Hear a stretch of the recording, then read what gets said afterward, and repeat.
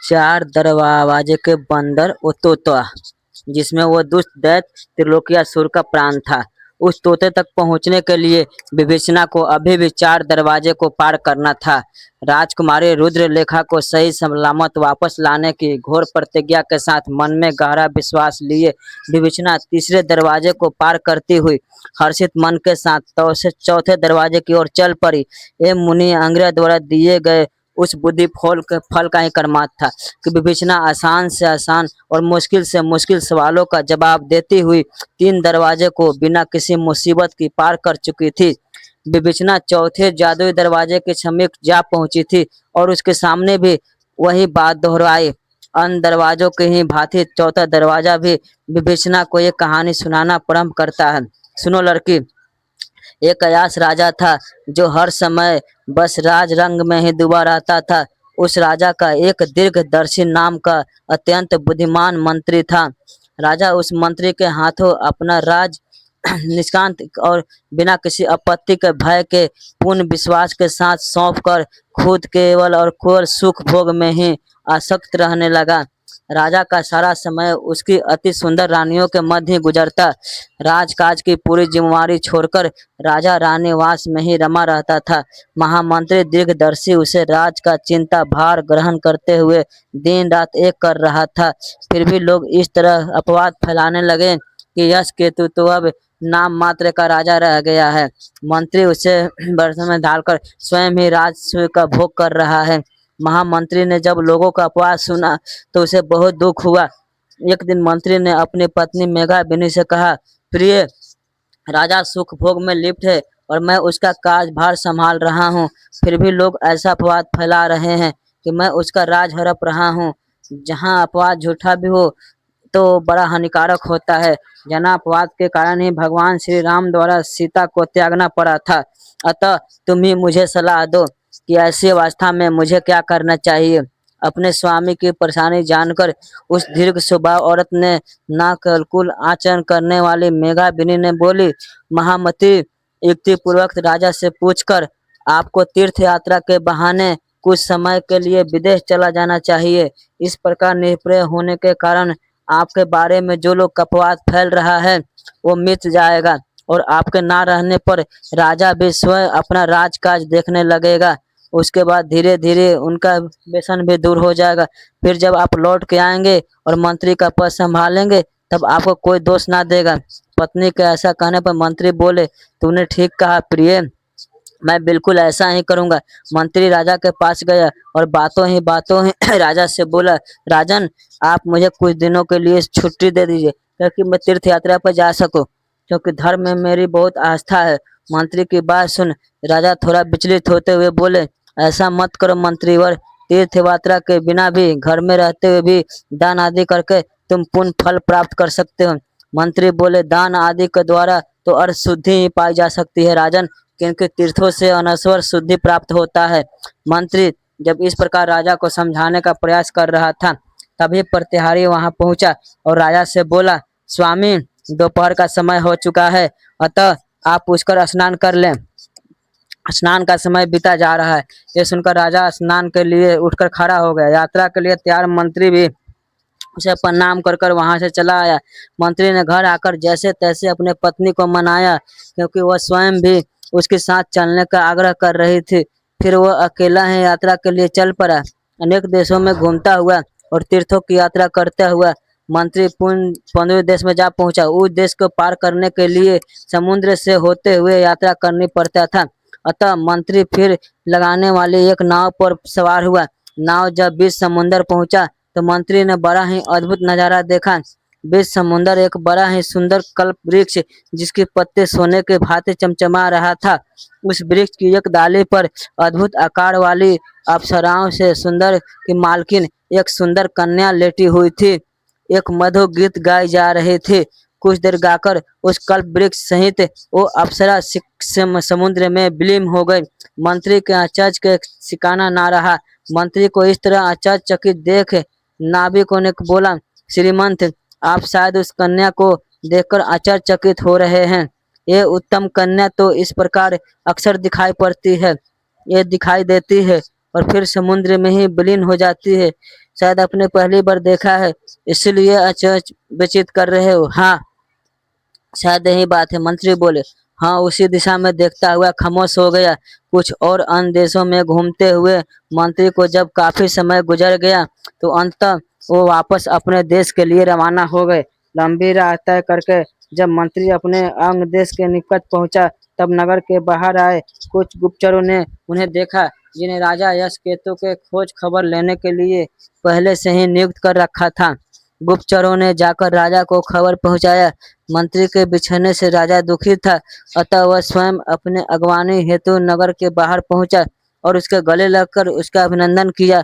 मंत्री दिग्दर्शी को महल में लाकर जब राजा ने उसकी यात्रा का वृतांत पूछा, तब दिग्दर्शी ने स्वयं द्वीप तक मार्ग का सारा वृतांत उसे कह सुनाया और उसे अलौकिक कन्या के वृतांत राजा को सुनाया, जो अद्वितीय और अप्सराओं से सुंदर थे।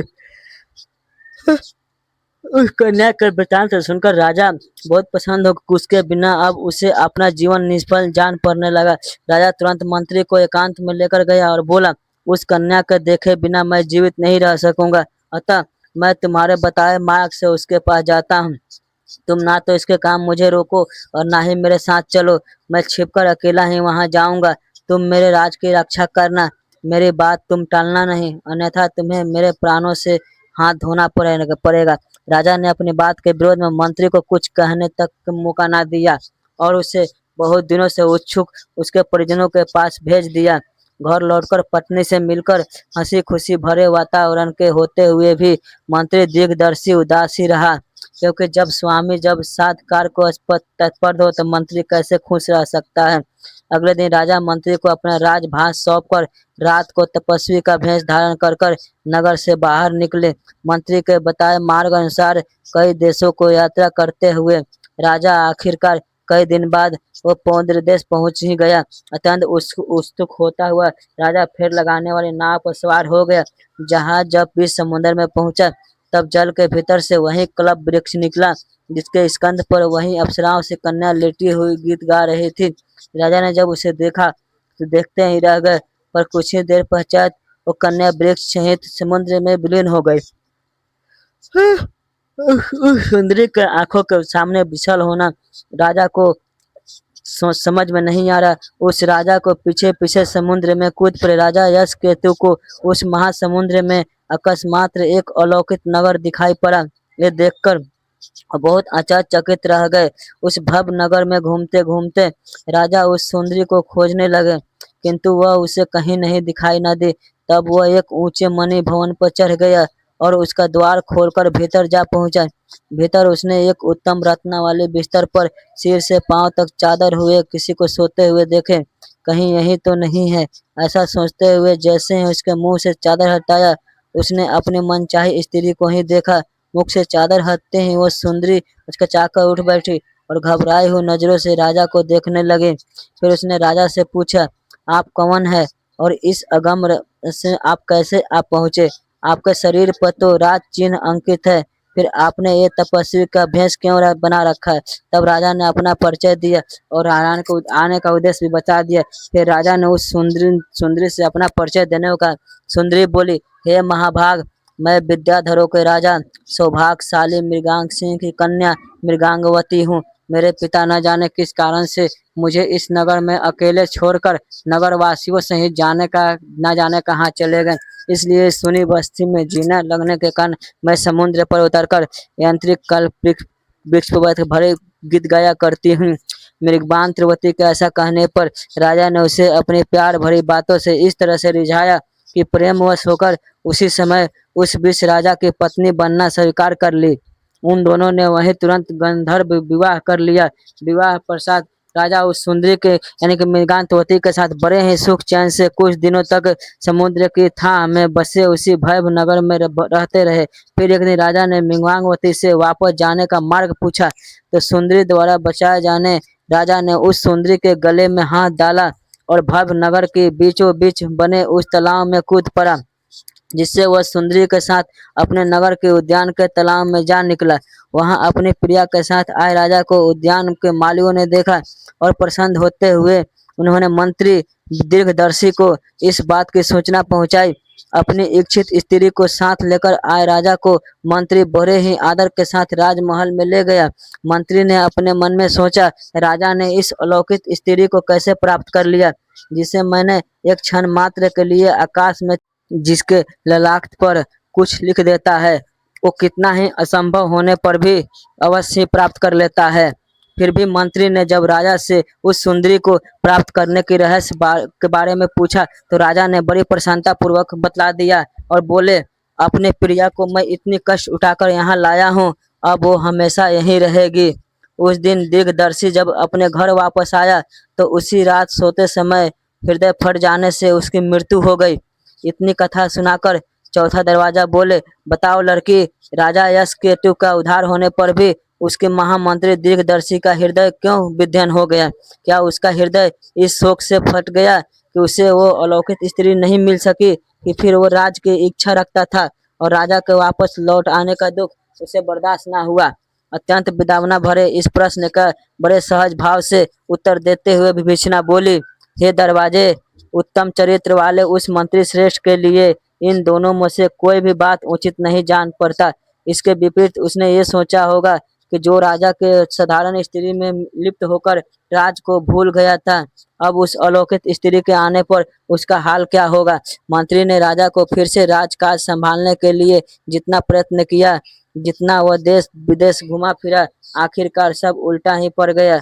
विवेचना के जवाब को सुन चौथा दरवाजा भी बोला, मान गए लड़की, वाकई में तुम्हारा जवाब नहीं। इस जवाब के साथ तो चौथा दरवाजा भी खुल चुका था।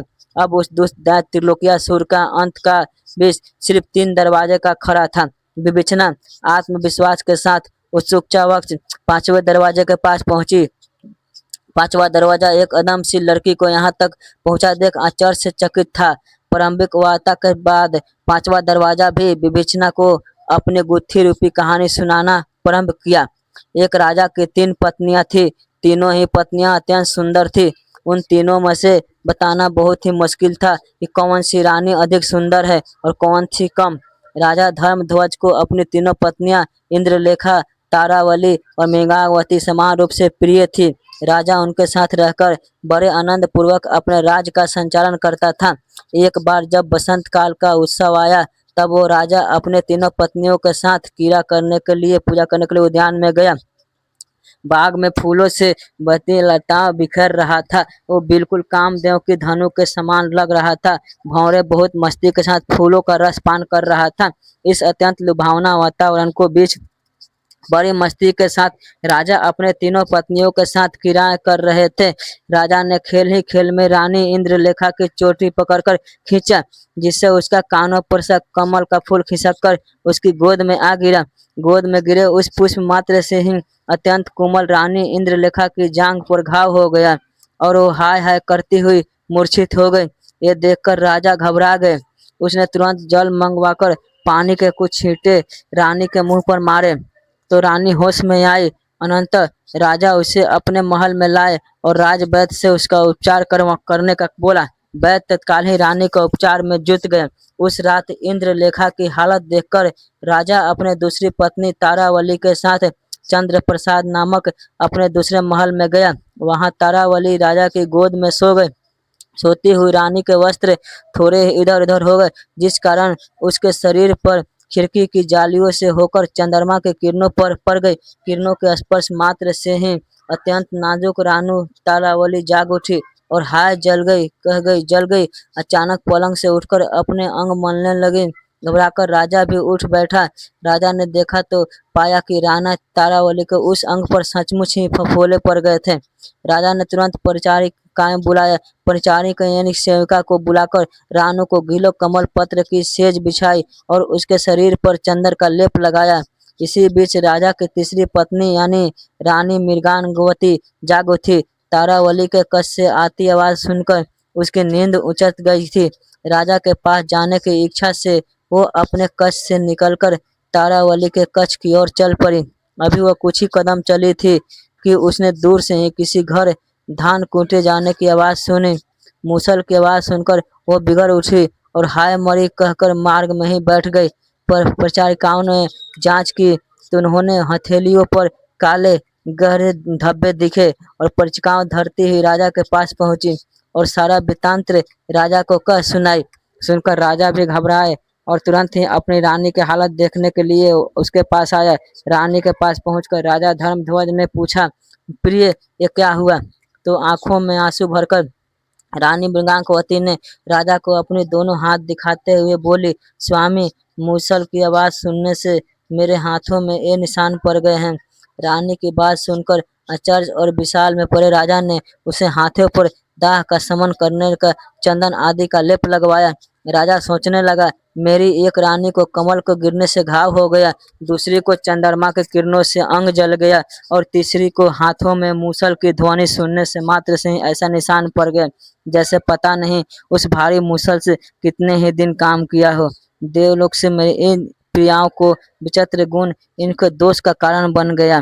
राजा ने वो रात बहुत कठिनाई से काटी। सवेरा होते ही उसे राजभर के सभी कुशल वैद्यों और क्रिया करने वालों को बुलाया और अपनी रानियों को उपचार करने को कहा। उन वैद्यों और सल क्रियाओं जानने वालों के संयुक्त प्रयास से जब रानियां शीघ्र ही स्वस्थ हो गई, तब राजा निश्चिंत हुआ। इतनी कथा सुनाते हुए पांचवा दरवाजा विभीषणा से बोला, अब तुम मुझे ये बताओ लड़की कि राजा के तीनों रानियों में से सबसे अधिक सुकुमारी कौन थी? दरवाजे की बात सुन बिना एक भी पल गंवाए विभीषणा बोली, हे दरवाजे, ये तो बड़ा ही सरल सरल प्रश्न था। राजा के तीनों पत्नियों में सबसे सुकुमारी थी रानी मृगावती, जिसने मूसल को छुआ भी नहीं और केवल उसकी आवाज मात्र से ही उसके हाथों में दाग पड़ गया था। बाकी दोनों को तो कमल एवं चंद्र के तो स्पर्श से घाव तथा फफोले हुए थे, अतः ये दोनों उसकी बराबरी नहीं कर सकती। विभीषणा के जवाब के साथ ही पांचवा दरवाजा भी खुल चुका था। अब उस तोते तक पहुंचने के लिए उसे सिर्फ 2 दरवाजे पार करना बाकी था।